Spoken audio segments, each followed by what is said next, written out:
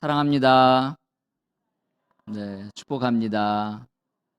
네, 제가 기대했던 건 아멘이 아니라 옆에 분들하고 인사하는 거였는데 아멘으로 화답하시니 그 또한 감사합니다. 우리 옆에 분들하고 한번 인사하실까요? 사랑합니다. 네, 축복합니다. 네, 감사합니다. 오늘 여러분들 예배 오실 때 제일 힘드셨던 게 어떤 건가요? 비 오는 거네, 맞습니다. 비 오는 거 참 힘들죠. 근데 여자분들은 더 힘든 게 있습니다. 옷장을 열었는데 입을 옷이 없어요. 옷들은 많지만 입을 게 없는 게 고민일 때가 많습니다. 너무 격하게 공감하시면 남편분들이 조금 힘드십니다. 때를 따라 하나님이 우리에게 입을 것을 주셨지만 열어보면 입을 게 없는 것, 이것이 우리의 현실이 아닌가 생각을 해봅니다. 오늘 우리가 읽은 본문 말씀을 보면 사도 바울이 우리의 영적 상태와 또 우리가 하나님 안에서 어떻게 살아가야 되는지에 대한 이야기를 옷을 벗고 입는 이 내용을 가지고 우리에게 잘 설명해 주고 있습니다. 사도 바울이 에베소서 4장을 통해 가지고 이야기하려는 요점은 전반부에는 하나님이 너희들을 부르셨다. 우리는 하나님의 부르심을 받고 모인 사람들이다. 그러니 성령으로 하나 되게 하신 것을 힘써서 그리스도의 몸된 교회를 세우자. 이게 사도의 에베소서 4장 전반부에 대한 이야기입니다. 그리고 에베소서 4장 전반부가 16절로 끝나는데 17절부터 오늘 우리가 읽었던 본문 말씀 20절 전까지 3절 동안 너희는 이방인처럼 살아서는 안 된다라고 굉장히 강한 어조로 이야기하고 있습니다. 우리 한번 함께 보실까요? 성경 가지신 분들은 오늘 본문 찾으셨으니까 17절부터 19절까지 우리 한번 함께 읽도록 하겠습니다. 읽습니다. 시작. 그러므로 내가 이것을 말하며 주 안에서 증언하노니 이제부터 너희는 이방인이 그 마음에 허망한 것으로 행함과 같이 행하지 말라. 그들의 총명이 어두워지고 그들 가운데 있는 무지함과 그들의 마음이 굳어짐으로 말미암아 하나님의 생명에서 떠나 있도다. 그들이 감각 없는 자가 되어 자신을 방탕에 방임하여 모든 더러운 것을 욕으로 행하되 욕심으로 행하되 이렇게 말하고 있습니다. 사도 바울이 에베소 교회 성도들에게 편지할 때 너희들을 부르신 분은 하나님이시고 하나가 되어서 그리스도의 몸된 교회를 세워라 라고 말한 다음에 제가 예상하기로는 더 큰 헌신에 대한 부름을 딱 요청할 것 같은데 오히려 여기서 뭐라고 얘기하냐면 너희는 이방인처럼 되지 말아라 이렇게 이야기하고 있습니다. 그러면서 오늘 20절 본문을 시작하는데 이렇게 말씀하고 있습니다. 우리 20절 말씀 한번 읽어볼까요? 함께 읽습니다. 시작. 오직 너희는 그리스도를 그같이 배우지 아니하였느니라. 오직 너희는 이방인과 다르다는 얘기예요. 너희는 예수님을 모르는 사람들과 분명히 다르고 이 에베소 도시에 살고 있는 이방 사람들과는 분명히 구분된 사람들이라고 강조해서 말하고 있습니다. 그러면서 뭐라고 얘기하냐면 오직 너희는 그리스도를 어떻게 했다고요? 그같이 배우지 아니하였느니라. 자, 예수를 믿는 사람과 예수를 믿지 않는 사람을 사도 바울은 여기서 오늘 어떻게 구별하고 있습니까? 예수를 배운 사람, 예수를 배우지 못한 사람 이렇게 나누고 있는 거예요. 예수를 배운 사람, 예수를 배우지 못한 사람. 자, 그러면 여러분들이 예수를 배운 사람입니까? 그리스도를 배우신 분들입니까? 네. 못 배운 분들이십니까? 아니죠. 예, 배운 분들입니다. 배웠기 때문에 이 자리에 왔고 그리스도를 배우지 않으면 우리가 이 자리에서 하나님께 예배를 드릴 수도 없습니다. 그러면 그리스도를 배운다는 게 무슨 뜻이겠습니까? 사실은 이 말이 조금 독특한 표현이기도 하고 어색한 표현이기도 합니다. 왜냐하면 배운다라는 동사의 직접 목적으로 오려면 어떠한 특정한 구체적인 내용이 있어야 됩니다. 예를 들면 율법을 배운다, 규칙을 배운다, 아니면 뭐 물리학 과목을 배운다라든 뭔가 구체적인 내용이 있어야 되고요. 아니면 어떠한 사람의 행동이 따라오든가 해야 됩니다. 나는 순종을 배웠다, 순종을 배운다, 뭐 아니면 나는 선행을 배운다 등 뭔가 이렇게 특정한 행동이 따라와야 직접 목적으로 와야 되는데 여기서는 누가 왔습니까? 그리스도를 배웠다 이렇게 온 겁니다. 사실 인격체에 대해서 사람에 대해서 쓸 때는 그리스도를 배웠다가 아니라 그리스도에 대해서 배웠다 이렇게 말하는 게 맞지 않을까요? 예를 들면 우리가 이순신 장군을 배웠습니다 이렇게 얘기하기보다 이순신 장군에 대해서 배웠습니다. 세종대왕에 대해서 배웠습니다 이렇게 말하는 것이 어느 정도 이렇게 문장 흐름상 자연스러울 것 같은데 사도 바울은 여기서 뭐라고 얘기하냐면 그리스도를 배웠다라고 표현하고 있습니다. 여기에는 사도 바울의 특별한 의미를 조금 담고 있는데요. 아까 좀 전에 말씀드렸던 것처럼 누구누구에 대해서 배운다라고 말할 때는 그 사람이 살아있건 죽어있건 상관이 없습니다. 예를 들면 죽은 사람에 대해서 배울 땐 그 사람의 남겼던 기록과 그 사람이 대해서 쓴 내용을 가지고 그 사람에 대해서 학습을 하기 때문에 그 사람을 직접 만나거나 그 사람과 직접 교제하는 가운데 그 사람을 통해 배울 수는 없습니다. 그렇죠? 그런데 살아있는 분과 그분을 배우고 그분에 대해서 그분이 가르쳐 줄 때는 그분이 나와 직접적인 교제와 같은 공간 안에 있어야 되는 것이죠. 그래서 그리스도를 배운다라고 말할 때는 여기에 특별한 전제가 있는 겁니다. 예수님은 2000년 전에 십자가 달려 죽으시고 무덤 안에 계신 분이 아니라 부활 승천하셔서 오늘도 우리 가운데 역사하시고 우리와 함께 하신다라는 것을 고백적으로 믿음으로 선포하는 건 줄 믿습니다. 그 믿음이 있어야지만 그리스도를 배우는 게 시작이 됩니다. 그 믿음이 없이 그리스도를 배울 수는 없습니다. 예수님께서 살아계시기 때문에 우리 가운데 말씀하시고 우리도 예수님을 배울 수 있는 것이죠. 예수님은 배움의 대상인 동시에 가르침의 주체가 되십니다. 이게 굉장히 독특한 거예요.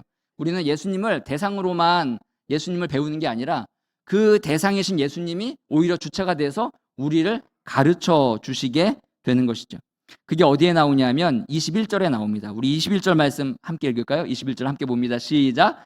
진리가 예수 안에 있는 것 같이 너희가 참으로 그에게서 듣고 또한 그 안에서 가르침을 받았을진대. 에베소 교회 성도들은 이방인이었고 팔레스타인 지방에 없던 사람들입니다. 예수님을 직접 만나지도 않았습니다. 그럼에도 여기서 오늘 뭐라고 얘기하냐면 너희가 참으로 그에게서 어떻게 했습니까? 듣고 또한 그 안에서 가르침을 받았다라고 분명히 이야기하고 있습니다. 예수님은 우리 가운데 보혜사 성령으로 찾아오셔서 예수님이 직접 직강으로 우리에게 알려주시는 거예요. 설교자 또는 교사는 하나의 도구에 불과합니다. 전달하는 어떠한 전달의 메신저일 뿐 그 메시지가 그 사람에게 들어가 적용해서 내가 예수 그리스도를 믿는 복음 안에서 예수 그리스도께 굴복하게 하는 것은 누가 하시는 일입니까? 성령 하나님이 하시는 일이에요. 예수님이 직접 성령으로 우리 가운데 오셔서 주님이 직접 주장하시는 일인 겁니다. 그래서 예수를 배운다라고 할 때 그 차이가 있게 되는 것이죠. 요한복음 14장 26절에 이렇게 말씀하고 있습니다. 우리 한번 읽을까요? 시작. 보혜사 곧 아버지께서 내 이름으로 보내실 성령 그가 너희에게 모든 것을 가르치고 내가 너희에게 말한 모든 것을 생각나게 하리라. 아멘. 예수님이 우리의 마음을 열어주시지 않으면 예수님에 대해서 아무리 많이 학습하고 공부해도 예수님을 알 수가 없습니다. 예수님을 배운다는 건 예수님이 우리에게 찾아오셨고 우리의 마음을 열어주셨기 때문에 우리가 예수님을 배울 수 있는 것입니다. 이 큰 전제가 매우 중요하죠. 그러면 우리는 왜 예수님을 배워야 하겠습니까? 그 이유가 21절에 나오는데 21절 제가 다시 읽겠습니다. 앞부분만 읽겠습니다. 21절 진리가 예수 안에 있는 것 같이. 진리가 어디에 있다고요? 예수 안에 있는 것 같이. 여기서 있는 것 같이가 조금 아쉬운 번역입니다. 사실은 진리가 예수 안에 있는 것 같이 너희가 참으로 그에게서 듣고 또한 그 안에서 가르침을 받았다라고 하면 진리가 예수 안에 있는 것처럼 너희가 듣고 가르침을 받았다. 뭔가 비교하는 듯한 느낌을 주는 단어예요. 근데 사실 원문은 비교하는 그 뉘앙스가 아니고 원래는 진리가 예수 안에 있기 때문에 원인이에요. 원인. 너희가 참으로 그에게서 듣고 그 안에서 가르침을 받는 게 왜 그러냐면 진리가 예수 안에 있기 때문입니다. 다른 곳에 있다면 예수에게 듣고 예수에게 가르침을 받을 필요가 없습니다. 예수 안에 없기 때문에. 다른 사람에게도 조금 있고 다른 사람도 조금 내가 진리를 갖고 있다면 배울 필요가 없는데 진리가 예수 안에 있기 때문에 그에게서 듣고 그 안에서 가르침을 받는 것입니다. 우리가 잘 아는 대로 예수님이 뭐라고 말씀하셨습니까? 내가 곧 길이요 진리요 생명이니 나로 말미암지 않고는 아버지께로 올 자가 없다고 분명히 말씀하고 계시기 때문입니다.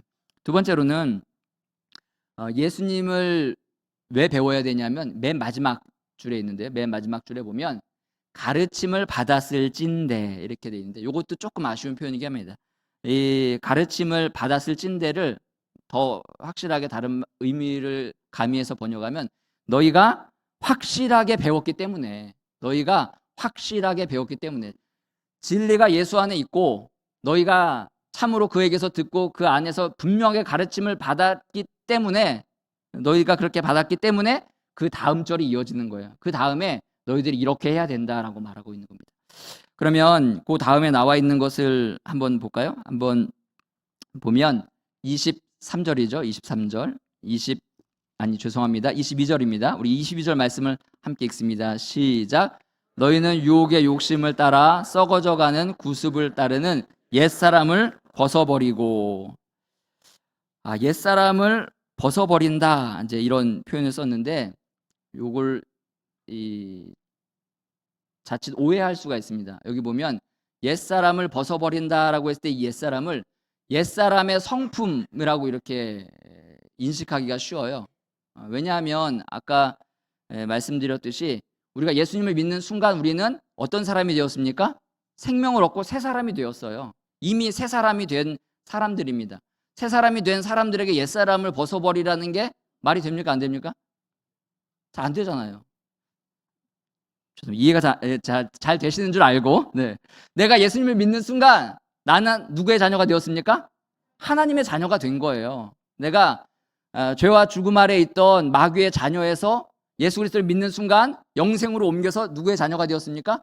하나님의 자녀가 되었습니다. 여기서의 옛사람은 아까 말했듯이 그리스도를 배우지 못한 사람, 이방인, 다른 표현으로 하면 예수 그리스도를 모르는 사람, 하나님의 자녀가 아닌 사람을 옛사람이라고 해요.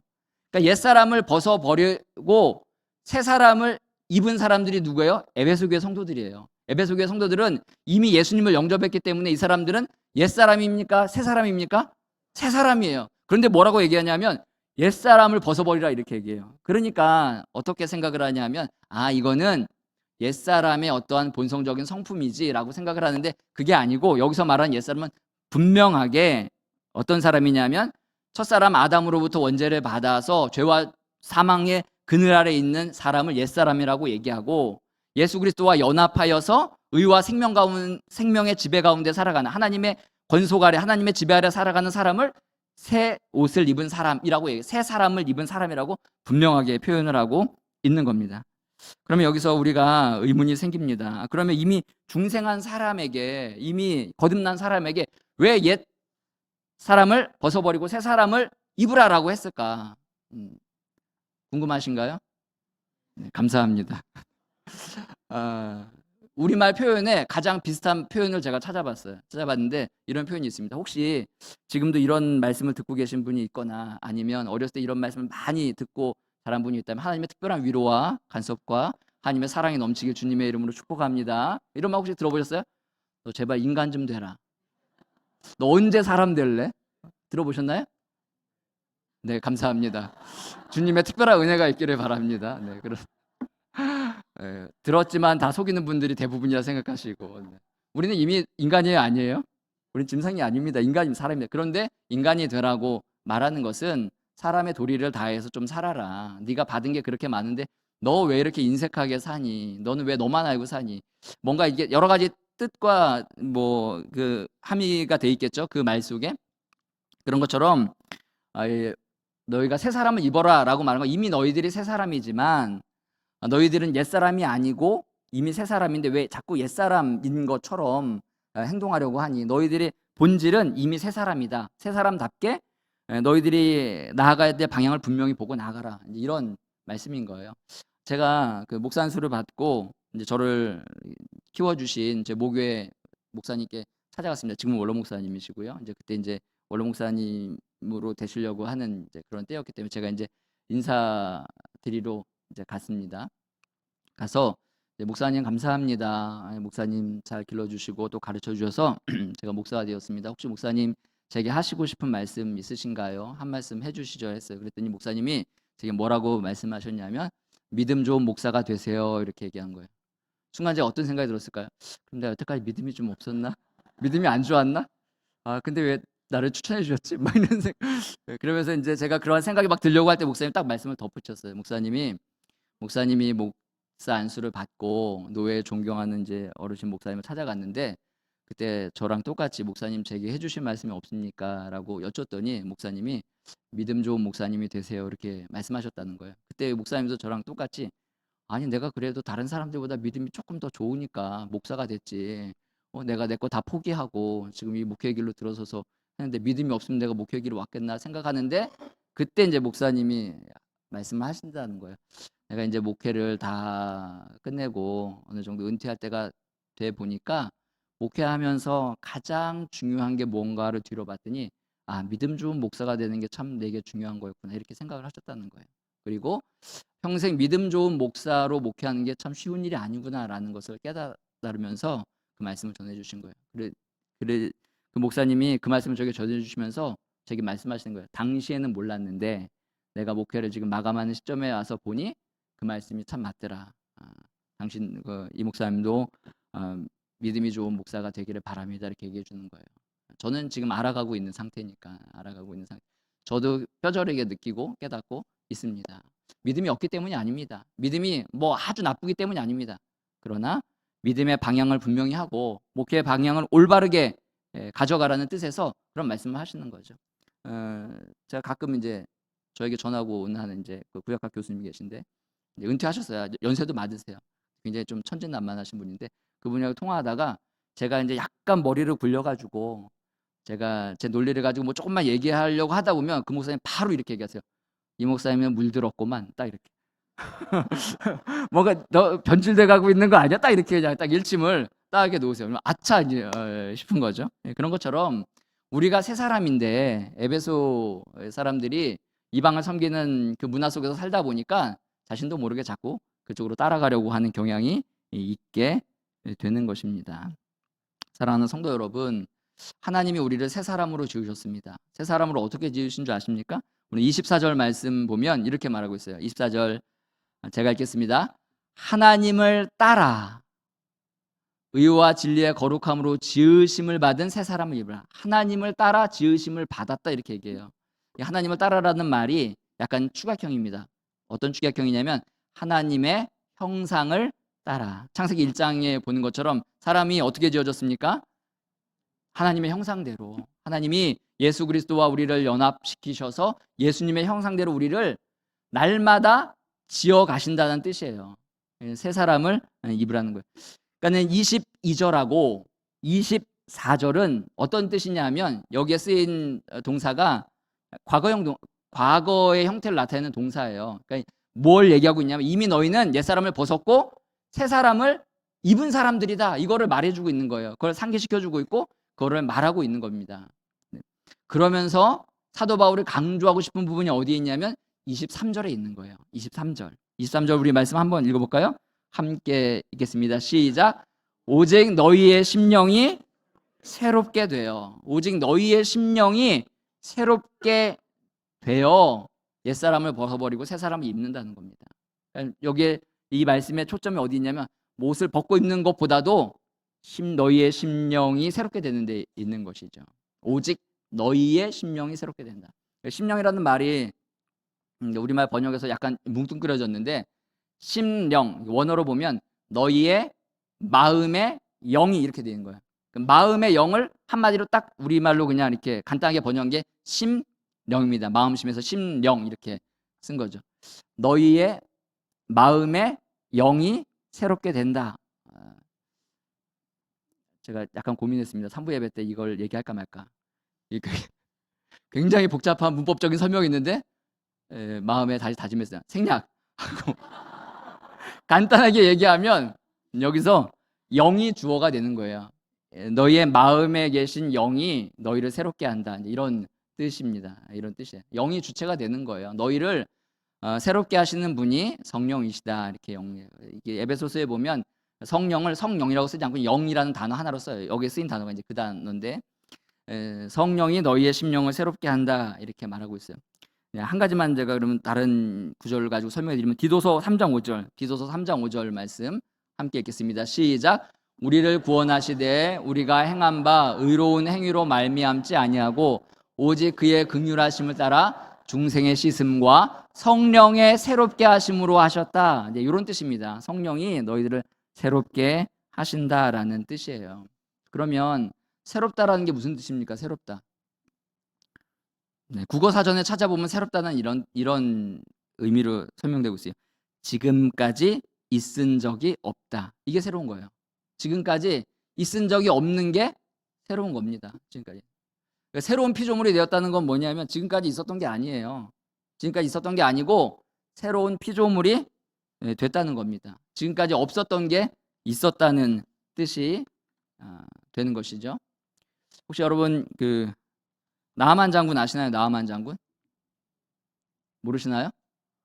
북한군 장군 아닙니다. 아람 군대, 이스라엘보다 더 큰 아주 강력한 군사력을 가지고 있었던 그 나라의 이제 장관이 나하만 장군인데 그에게는 몹쓸 병이 있었습니다. 무슨 병이죠? 나병이 이제 있어서 그거를 좋은 화려한 옷과 갑옷으로 감춰도 가려집니까? 안 가려집니까? 가려는 지겠죠. 죄송합니다. 이렇게 유도심에 걸려서. 근데 이스라엘을 가면 한 선지자가 있는데 그 선지자에 가면 나을 수 있다는 여종의 말을 듣고 선지자에게 찾아가죠. 나하만 장군이 기대했어요. 선지자가 나와가지고 막 머리에 안수도 하고 막 기름 발라서 낫게 할 것을 기대했는데 문 밖에도 나가지 않고 어디 가서 씻으라 그럽니까? 네, 한강 아니고요. 요단강 가서 씻으라고 해요. 뭐 물도 별로 깨끗지 않은 요단강, 조그만 뭐 도랑 같은 데 가서 씻으라. 자존심이 상했지만 그가 가서 씻습니다. 몇 번 씻으라 그랬나요? 네, 7번. 예, 7번. 한 번, 두 번, 세 번, 네 번, 5번, 6번 씻었는데 몸이 어떻게 됐을까요? 그대로예요. 조그만 징조조차 보이지 않아요. 그런데 7번째 들어갔다 나온 순간 어떻게 됐습니까? 깨끗하게 나은 거예요. 옛사람을 벗고 새사람을 입는다는 것은 중간지대가 없는 겁니다. 내가 옛사람이면서 동시에 새사람일 수가 없는 거예요. 벌거벗은 상태가 있는 게 아니고 옛사람에서 새사람으로 순간 변해버리는 거예요. 이걸 옛사람을 벗고 새사람을 입는 겁니다. 그러면 깨끗해진 나하만 장군이 내가 지금 이스라엘 올 때 그래도 폼 내려고 비싸고 좋은 옷 입고 왔는데 내가 깨끗해졌어요? 그 옷 다시 입을까요? 안 입을까요? 왜 안 입죠? 그 안에 더러운 병균이 다 묻어 있으니까 깨끗해진 내가 그것을 다시 입을 리가 없습니다. 성경이 그것을 나타내고 있지는 않지만 우리가 충분히 추론해서 생각할 수 있는 부분이기도 한 것이죠. 마치 이런 거예요. 옛사람을 벗어버리고 새사람을 입는다는 건 다시 돌아갈 수 없다는 뜻입니다.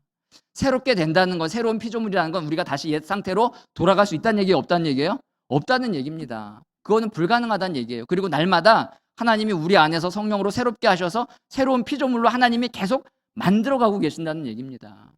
그 만들어 가시는 하나님의 말씀에 우리가 순종하고 그 말씀을 우리가 잘 먹어서 들을 때 하나님이 그 안에서 계속 역사하신다는 것을 우리에게 보여주고 있는 뜻입니다. 그래서 오늘 23절의 말씀을 보면 너희 심령이 새롭게 되어를 우리 편에서 보면 날마다 하나님의 말씀을 잘 먹어야 된다는 뜻이 되는 것이죠. 여러분들, 사람은 무엇을 먹느냐에 따라 그 몸에 표현이 됩니다. 시험 드는 분이 없기를 바랍니다. 나쁜 것을 많이 먹게 되면 몸이 그걸 낳게 되죠. 전 뭐 이거 오늘부터 시작되는 이렇게 노타의 예배가 참 좋습니다.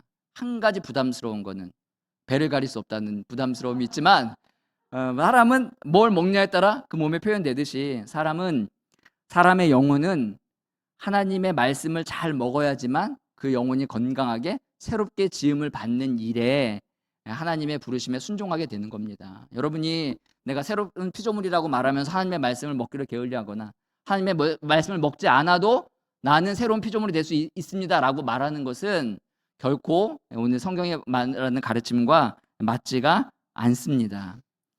하나님은 우리에게 하나님의 영으로 우리 안에 들어온 하나님의 말씀을 잘 우리 가운데서 생각나게 하시고 깨닫게 하시고 적용할 수 있게 하시는 분이 하나님이신 거죠. 그리고 우리는 그 하나님을 믿고 매일 새로운 모험을 떠나는 겁니다.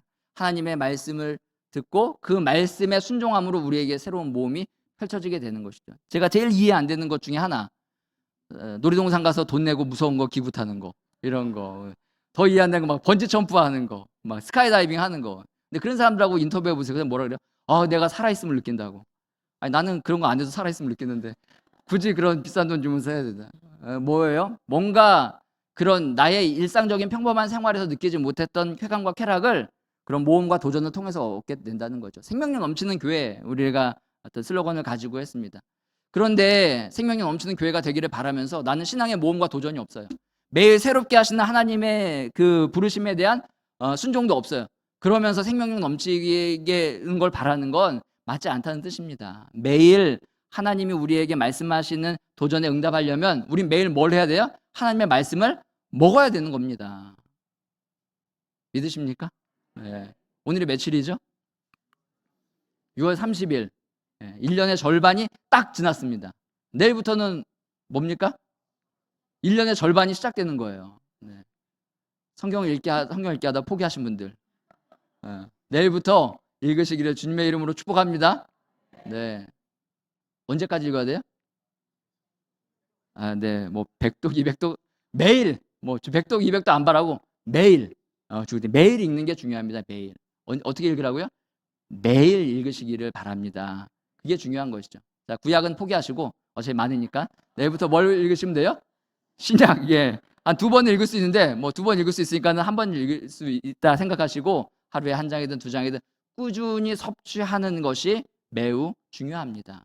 성령의 새롭게 하심을 기대하고 성령의 새롭게 하심을 바라는 우리 귀한 사랑하는 성도 여러분, 주의 말씀을 읽으시기를 주님의 이름으로 축복합니다. 2번째 해야 될 일이 있습니다. 2번째. 오늘 성경은 바울에서 벗고 입으라라고 이렇게 표현을 했는데 사실 이걸 신학적으로 더 엄밀하게 말하면 입고 벗는 겁니다. 입고 벗는 거. 입는 건 뭐예요? 새 사람을 입으라 했으니까 하나님이 새롭게 창조하시는 거예요. 하나님이 창조가 있어야지만 새로워져야지만 우리는 이미 새로운 사람이 된 사람들은 벗는 일을 하게 되는 겁니다. 회개하게 되는 거죠. 하나님의 은혜에 반응하여 회개하게 되는 겁니다. 하나님의 말씀을 듣고 깨달아 회개하게 되고 또 하나님의 말씀이 우리 안에 없다면 회개할 수 있는 어떤 바탕이 사라지게 되는 것이죠. 저도 이번 주에 누군가에게 복수할 수 있는 절호의 기회가 생겼습니다. 제가 복수했겠습니까? 안 했겠습니까? 감사합니다. 했지요. 설교를 준비하다가 안 되겠다. 다시 복수할 것을 포기하고 다시 원 상태로 돌려놨습니다. 구체적인 건 말씀 안 드리겠습니다. 내용은 하나님의 말씀이 우리를 변화시킨다는 거예요. 하나님의 말씀이 기억나고 생각나서 내가 하나님의 말씀대로 하지 않고는 견딜 수 없는 마음을 하나님 우리에게 주신다는 뜻입니다. 우리는 이미 옛사람으로부터 떠나온 사람들입니다. 그곳으로 돌아갈 수가 없는 사람들이에요. 제가 이제 제자 훈련하던 분 중에 이제 한 분이 이제 특별한 분이 계셨어요. 굉장히 좀 일반적이지 않습니다.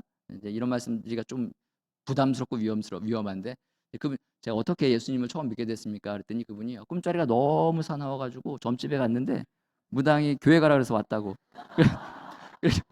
이런 말씀 드리면 또 목사님 그 점집이 어딘가요? 이렇게 열심히 곤란합니다. 예. 하나님의 정말 특별한 은혜로 이렇게 왔어요. 그리고 그분이 예수를 믿은 다음에 다시 무당집 갔겠습니까? 안 갔겠습니까? 안 갔죠. 예. 하나님이 기뻐하시지 않는다는 걸 알고 깨닫고 예수를 믿는 순간 옛 것을 완전히 버리는 거예요. 예. 다시 거기에 발을 담그거나 물 담그지 않습니다. 오늘 옛사람을 벗어버리고 새사람을 입는다는 뜻이 이런 뜻이에요. 그런데 우리는 옛사람에 행했던 어떠한 그 추억을 다시 되짚어서 그렇게 살려고 하는 모양이 우리에게 있는지 없는지 다시 한번 우리 자신을 잘 살펴봐야 한다는 것이 오늘 본문의 요지입니다. 사랑하는 성도 여러분, 저와 여러분은 하나님 안에서 새롭게 지음을 받아가는 사람들입니다. 그리고 그 새롭게 지어지는 하나님의 피조물로서 이 땅 가운데 굉장히 영향력을 끼치고 있는 것이죠. 제가 어저께 여러분들 여기 체육대회 하셨죠? 네. 참여 안 하신 분들 손 들지 마시고요. 네, 뭐 추석 부르는 건 아니니까. 이제 제가 체육대회 끝나고 어떤 그 체육대회에 대한 내용을 이제 여쭤봤어요. 그랬더니 이런 말씀을 하시는 거예요. 어제 체육대회가 다 끝나고 그 사용한 공간을 화장실까지 싹 다 청소하고 왔습니다. 네. 그리고 진짜 거기 일하시는 분들이 수정교회가 버리지 않은 것까지 전부 다 청소하고 왔습니다. 이렇게 말하는 거예요. 제가 그 말씀을 듣고 체육대회를 정말 잘했구나 이런 생각을 하게 되는 거예요. 체육대회라고 하면 체육대회라는 경기에만 막 몰입할 때가 있어요. 막 예전에 보면 교회대항 어떤 막 이렇게 체육대회 하잖아요. 그러면은 그 공인 심판들 불러요. 싸울까봐. 공인 심판 부르고 그러다 막 판정에 시비 붙어가지고 막 이게 그리고 끝나고 막 이거는 그리스도인으로 새롭게 피조물로 만들어져가는 사람의 모습은 아닌 것이죠. 네. 안 믿는 사람들도 그렇게 안 하는데 믿는 우리가 설마 그렇게 해야 되겠습니까? 근데 여기서 말하는 이러한 도덕적인 모습에 대한 기본적인 출발점, 신학적인 출발점이 어디에 있냐를 오늘 20절에서 24절에 말하고 있는 거예요. 그리고 25절부터는 거기에 대한 구체적인 내용을 이야기하는 겁니다. 사랑하는 성도 여러분, 우리에게 중요한 것이 무엇이겠습니까? 여러분이 그리스도인답게 살고 있습니까? 오늘 사실 제목을 작년에 이제 나왔던 그 이어령 박사, 고이어령 박사의 그 인터뷰로 모아놓은 책이 있어요. 그 책 제목이 뭐냐면 당신 크리스찬 맞아라는 책이 있습니다.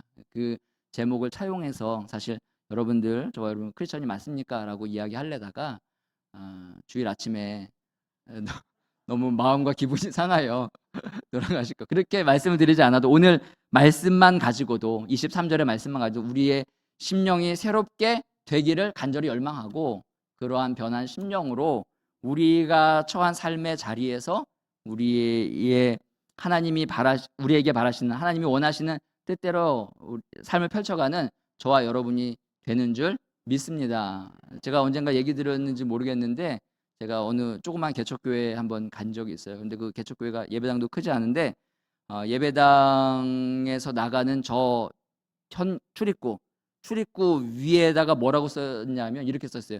지금부터 예배 시간입니다. 들어오는 입구에다 쓴 게 아니에요. 나가는 입구 위에다가 썼어요. 지금부터 예배 시간입니다. 우리는 예배 시간은 여기 들어오는 딱 주일날 정한 11시부터 12시까지의 주일 3부 예배, 이때만 예배 시간으로 생각하는데 그게 아니고 끝나고 나가는 우리의 삶의 자리가 어떤 자리입니까? 예배의 자리입니다. 거기에서 우리가 누구인지가 드러나는 거예요. 옛사람인지 새사람인지가 드러나고 우리의 모습을 통해서 하나님이 원하시는 아름다운 세상으로 바꿔가게 되는 것입니다. 사랑하는 성도 여러분, 저와 여러분은 하나님께서 지어가시는, 만들어가시는, 빚어가시는 새로운 피조물인 줄 믿습니다. 마지막으로 한 가지만 더 말씀드리면 오늘 24절에 보면 이렇게 말하고 있어요. 하나님을 따라 의와 진리의 거룩함으로, 의와 진리의 거룩함으로. 여러분들, 우리는 거룩한 사람들입니다. 믿으십니까? 아멘. 그런데 우리의 거룩함이 무엇으로 만들어져요? 고행? 아닙니다. 수행? 아닙니다. 금욕과 절제가 아닙니다. 우리가 어떻게 거룩해집니까? 요한복음 17장 17절 이렇게 말씀하고 있어요. 요한복음 17장 17절 말씀 한번 보겠습니다. 함께 읽을까요? 시작. 그들을 진리로 거룩하게 하옵소서. 아버지의 말씀은 진리니이다. 예수님이 제자들을 위하여 기도하셨던 내용이죠. 진리로 거룩하게 되는 겁니다. 진리를 알지 못하고 그리스도를 배우지 못하고 우리는 거룩해질 수 없습니다. 교회를 열심히 다닙니다. 봉사도 합니다. 헌금도 합니다. 기도도 합니다. 열심히 내가 어떠한 일에 헌신도 합니다. 그러나 진리 대신 그리스도를 알지 못한다면 우리는 결코 거룩해질 수가 없는 것입니다. 세상은 거룩한 사람들을 요청하고 있습니다. 교회가 많은 비난과 핍박을 받는 이유 중에 하나는 거룩한 사람을 찾아보기 어렵기 때문입니다. 이 세상은 지금 현 시대는 우리에게 필요한 것이 거룩한 사람이라고 말하고 있습니다. 레닌이 이렇게 고백했다는 것을 필립 얀시가 그의 책에서 이야기하고 있는데, 공산주의자였던 레닌이 이렇게 고백을 했습니다. 나는 실수를 저질렀다. 억압받는 민중이 해방되어야 했음은 분명하다. 그러나 우리의 방법은 더 큰 억압과 악랄한 대량 학살을 낳았을 뿐이다. 나는 헤아릴 수 없는 희생자의 피로 붉게 물든 바다에 빠져 허덕이는 악몽 같은 현실을 살고 있다. 과거를 바꾸기엔 이제 너무 늦었지만 러시아를 구원하기 위해 필요한 것은 10명의 성 프란체스코였다. 이렇게 말하고 있어요. 10명의 진실한 그리스도인이 러시아를 바꿀 수 있었겠다라고 말하는 거예요.